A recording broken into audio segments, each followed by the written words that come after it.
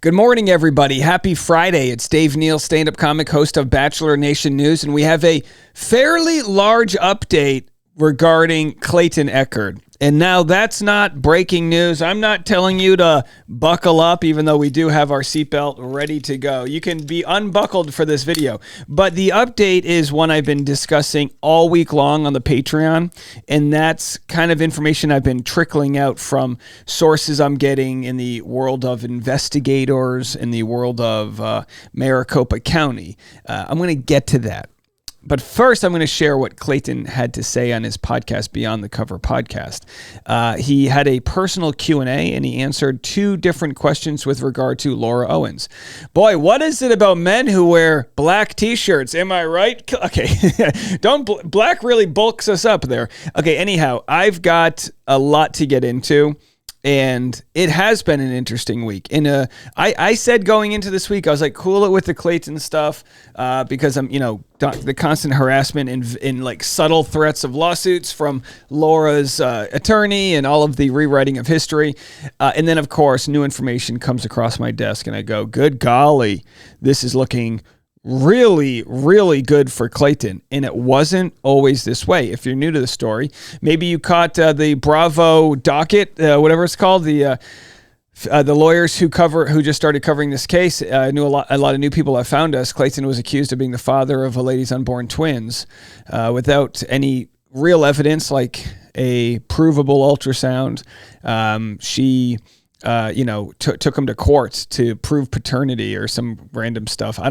It's such a long story. The point being, she then later claimed she miscarried. She changed the date a bunch of times. And the only evidence she really ever had was some HCG levels were up on some pregnancy tests, even though she lied to me and created medical fraud by sending me an HCG test that was in the 140,000s when the real number was 102. What, 102,000? No, 102.00. So her HCG level was above what would trip a test, one of those tests, just like a COVID test. It's either you have it or you don't, either you're pregnant or you're not. That's what those tests are.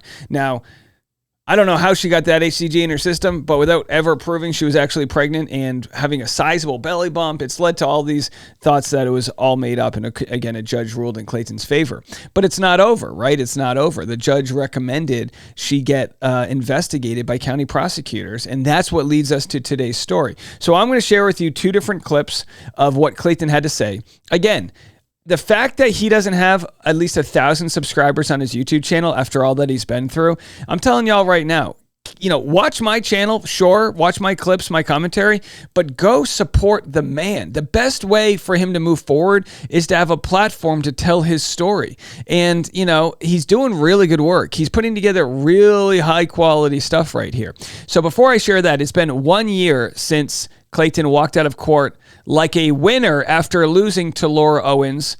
And I want to share this clip. The Justice for Clayton official Instagram page, I can't say it enough, is doing such a good job. The Twitter, the timelines, everyone else is doing a great job as well. Specifically, though, because Instagram is kind of like the main place to share short form content. Look at this.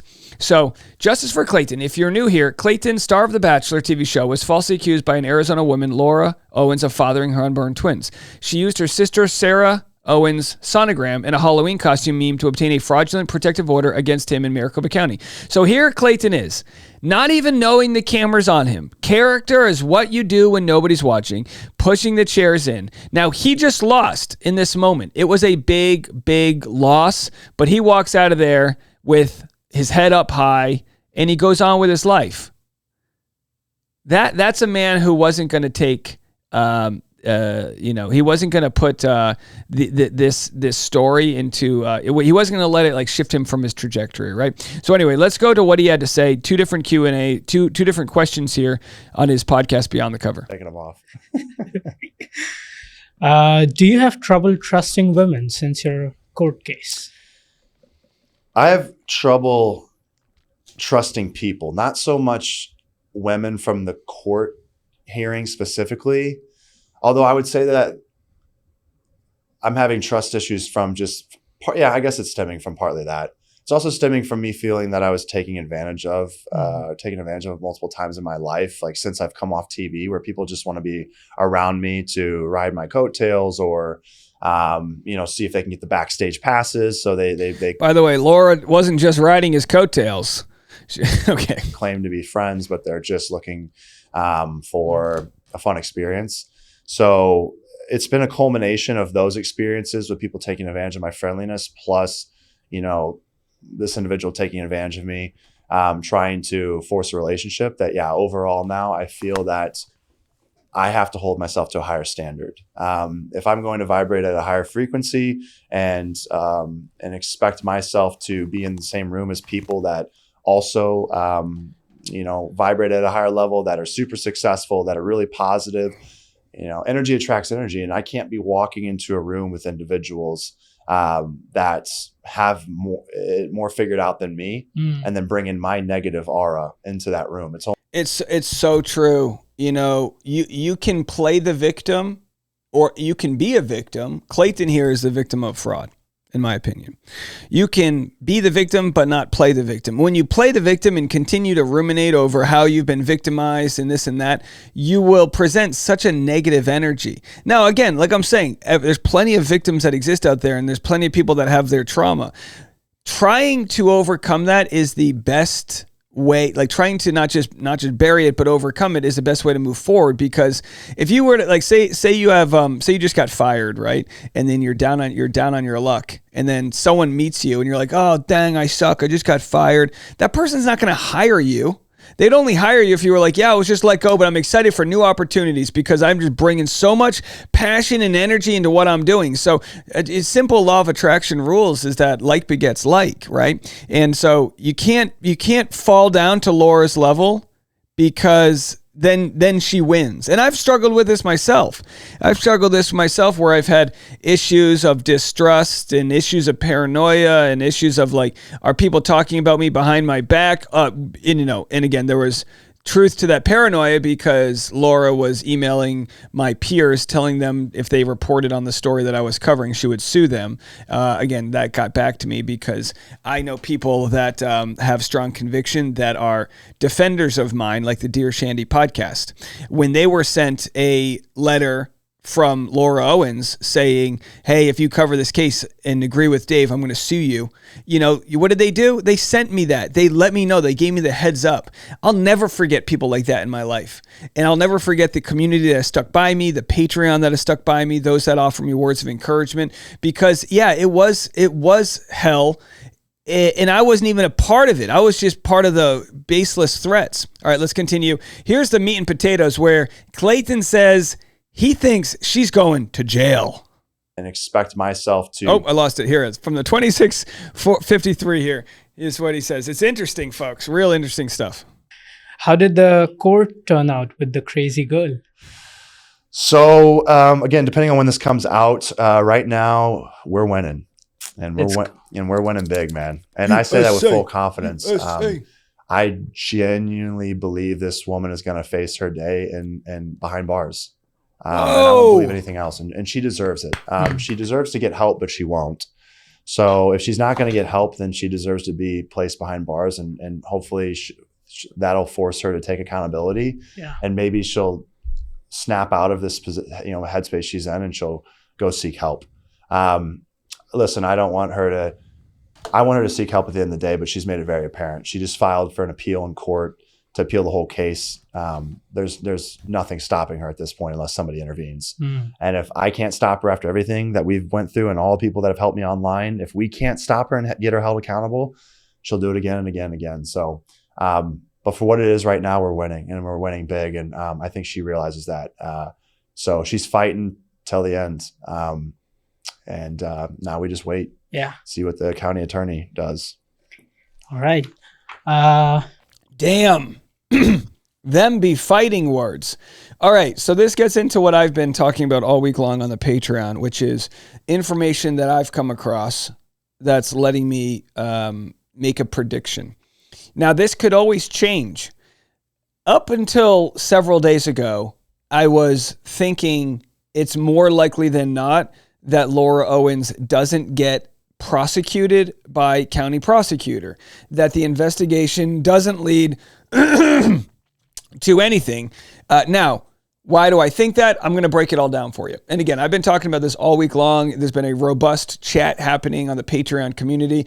And by the way, I have opened up a voicemail line. If anyone wants to leave a voicemail line for the podcast, 401-558-7841. You can call in. I can't guarantee I'll play everyone who calls, but voicemails are already coming in, 401-558-7841. Leave a comment, ask a question, and that's where I'll be. And I'll be sharing that all on the podcast, The Rush Hour, and you can scan that QR code if you want to be a part of that community. Again, the podcast is completely free. It's on your phones. It's in your car. It's, walking your dog, driving to work. That's where you can go listen. Maybe listen while you're, canoodling with your partner. Maybe the rustic sounds of some podcaster could get you going. Who knows? Not exactly fertility vocals coming from me, but hey, everyone's got their niche, right, folks? Okay, anyhow, I'll leave the voicemail line up there if you want it. Here are my thoughts. So we put together a campaign.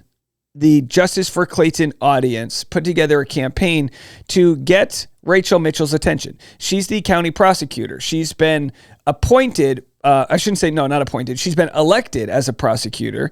As a lawyer, she's in charge of doing what's best for her county. You have district attorneys, county attorneys. You have the, attorneys general of the state and of the country. So Kamala Harris was the attorney general of California, right, after being the attorney general of San Francisco. Do I have that right? Anyhow, the point being is these are the top dog law officers. Let me know on the Patreon if I'm representing this correctly. And we wanted to get Rachel Mitchell's attention to say, this is happening in your county where this is a clear case of perjury.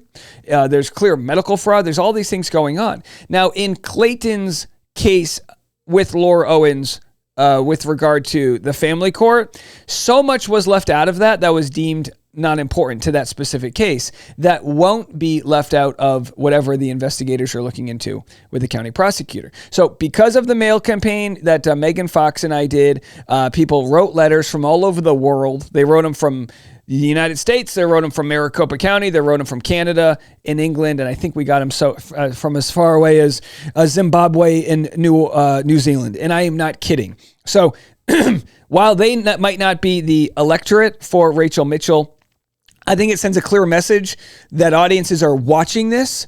And when a documentary comes out, will a prosecutor sit on their hands and do nothing about the crimes that are going on in their county? Or will they take action? Now, look, I understand there's a lot of crimes not prosecuted. A colleague of mine was just assaulted in broad daylight by another comedian outside of a comedy club, and it was caught on camera, and the county prosecutor or the Los Angeles district attorney is not prosecuting. So I see cases where prosecutors ignore crimes even though they're actually there. And then we see times where, take Hunter Biden, where he was going to get off on a plea deal, and then people were like, no, what are you doing? And then they said, okay. So they listen to their electorate when the voices are loud enough. Our voice collectively has been loud enough to say, Rachel, we need you to check this out. Then Rachel, of course, does check it out. I'll share a clip of what she has had to say. And that to me was the craziest. When Rachel Mitchell actually started offering updates, I thought that was flipping insane. I couldn't believe this was happening. Here's what she had to say. Update as to where you're at in that process and potentially a time frame as to when a decision could be made. I know, in fact, I was talking to one of the investigators working on it this morning about an update, and I know they're going through it quickly. They've talked to a number of people, and as you can imagine, it's gathering information from a number of different sources, medical, courts, etc. So they're busy working on that. So there it is. She said she was talking to one of the investigators. So there are multiple people dedicated to investigating Laura Owens. And who else? Her mom? Her sister? Probably not her sister because she lives out of state, but her mom lives right there. What other crimes might exist? So even with these updates, I was like, oh my gosh, just because they're investigating doesn't mean they're going to do anything. Well, I'm here to say, as information has come in and as I have sifted through this information, I believe the best thing for Laura Owens to do right now is get a criminal defense attorney. I believe she will be indicted by Maricopa County prosecutors. We looked into it. I hope I have my facts right here, but in most cases, when you're indicted, you lose. The federal government does not want to go to trial if they don't have a very strong, some call it an airtight case against somebody. Now, every once in a while they do lose, but I think 95% of the time in Maricopa County, when the prosecutors indict somebody, charge them with crimes, 95% of the time they do a plea agreement. So I'm going to make up fake numbers here. Okay, just I'm going to pull this straight out of my tush. If they find that Laura Owens committed medical fraud, if they find that she lied under oath, if they find several different things and they're able to add up all of those crimes, they might charge her. Again, this is a hypothetical. They might say, we are charging you with these crimes, which can total 22 years in prison. Again, I'm just making these numbers up. Then they might say, if you plead guilty in a plea deal, we will give you a lesser sentence of 6 months in jail and mental health counseling or whatever other resources they can provide. So if Laura's looking at that going, hey, even though in my world I believe I was pregnant, I still committed all of these other crimes, emailing fake medical documents, doing this, doing that, whatever else that might be on there, then she might take that plea agreement.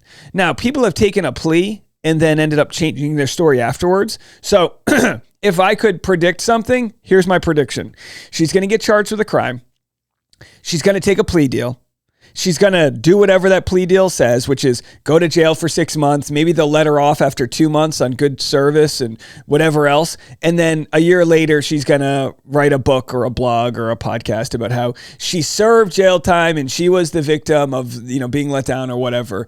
And I think if you do a plea deal here's my thoughts. And again, I could be wrong on how this works. I don't know if you rescind what you said in the plea deal. Like, put it this way. If she pleads to some of these crimes and says, I did commit perjury, I did do this, I never was pregnant. If she says all that, takes the deal, and then a year later says, no, I made that all up, I think she should be recharged with the same crimes or given, that's just my thought. I don't know how it all works out. Again, a little complicated when you're not an expert here because they've got, there are lawyers that specialize in family court. There are lawyers that specialize in internet fraud. There's lawyers that specialize in bullying YouTubers online because they don't have real income. There's lawyers that specialize in criminal defense. So it's very tricky. In most cases, the higher up you get in the food chain, you're very specialized in what you do in the court system. But I can tell you this, I would not want to go up against the resources of the federal government, or I guess in this case is the state government. I would not want to go up against the resources because look, again, I don't know how it all works, but if anyone can tap into a phone line, if anyone can show up to your house with a, have they raided her casita? I don't believe so. I think we would have found that out already. But, if I'm Laura Owens, I'm driving to a dumpster far away to throw out what I believe to be is a pregnancy suit in whatever other hard drives she has. What we know is that Laura has used the excuse as to why she doesn't have certain photos and evidence she was pregnant because she got a new phone. But then she'll also pull out of her ass, voicemails from Mike Maricini's mom from 8 years ago. So she'll use whatever tools she has to her advantage to win. But right now, it is not looking good for her. And again, we've been talking about this all week long. I'm not going to share anything further because I do have multiple sources coming at me from multiple directions. There's a lot of people that are coming at this from all different angles. And I now believe, and again, I've said this before in this video and I'll say it again, I now believe they are planning to charge Laura Owens with crimes. And we'll have to see if anyone else is getting tangled up in this mess. If she goes to trial, I vow I will be there in a much larger journalism van than I had last time. I will be now that I know that I can get better parking, I will be there with better internet, covering live from the courthouse. I will also be at again, if this is public information, I will be at the penitentiary. Did I pronounce that right? The prison, if she ends up going to jail, to report live from there. Why? Because this case is worth seeing through in our Bachelor community. Anyone who tells you, why are they still covering it, is absolutely insane, because this is the biggest and most wildest thing to ever happen in Bachelor Nation. And as a Bachelor Nation news channel, of course, we're going to see this through. As far as the documentary is concerned, that's something that's still being pitched and sold. I am taking matters into my own hands to continue to share my story on whichever platforms I can. Again, all I've done this whole time is offer my opinion and provide hard, tangible evidence when it comes to me. We've shared literally every aspect of everything Laura Owens wanted us to share after she complained we weren't sharing her side of the story. So what else is there to say other than we'll let the county prosecutors do the talking? Leave a voicemail, 401-558-7841. And if you want, join the podcast if you haven't already. It's completely free. It's been an absolute great success of 2024. Now that we're doing it twice a day, we'll have all of your entertainment news plus weekend content. If you need weekend content, that's the only place to get it. Scan that or search The Rush Hour with Dave Neal. We're also on Instagram. The Rush Hour podcast with Dave Neal is now on Instagram. Do I have that right? Let's just really quickly before I go here, I want to make sure I drive you guys to the right channel. It's called The Rush Hour. Hold on. Is it The Rush Hour or the... Okay, yeah, there it is. The Rush Hour with Dave Neal. I know, it's a long one. We gained over 300 new followers this week. I'll be sharing bite-sized content, reels, what's going on. It's a way to chat, and you can actually, in the comment section, meet a lot of other people in the community. So that's The Rush Hour with Dave Neal. Go help that grow. All right, that's it for me. Have a fantastic weekend. We'll talk to you later.